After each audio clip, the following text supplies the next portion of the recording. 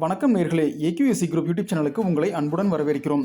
ராசிபுரத்தில் நடந்த பருத்தி ஏலம் பற்றிய தகவல். நாமக்கல் மாவட்டம் ராசிபுரம் RCMS சங்கத்தின் கிளை வளாகத்தில் நடந்த பருத்தி கொள்முதல் ஏலத்தில் 1413 மூட்டைகள் பருத்தி 46 லட்சம் ரூபாய்க்கு ஏலத்தில் கொள்முதல் செய்யப்பட்டது.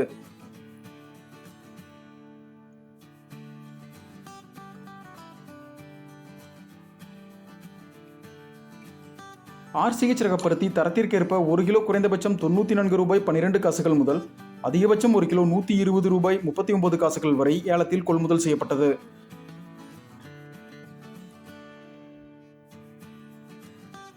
சுரபி ரக பருத்தி தரத்திற்கேற்ப 1 கிலோ குறைந்தபட்சம் 98 ரூபாய் 12 காசுகள் முதல் அதிகபட்சம் 1 கிலோ 116 ரூபாய் 40 காசுகள் வரை ஏல முறையில் கொள்முதல் செய்யப்பட்டது.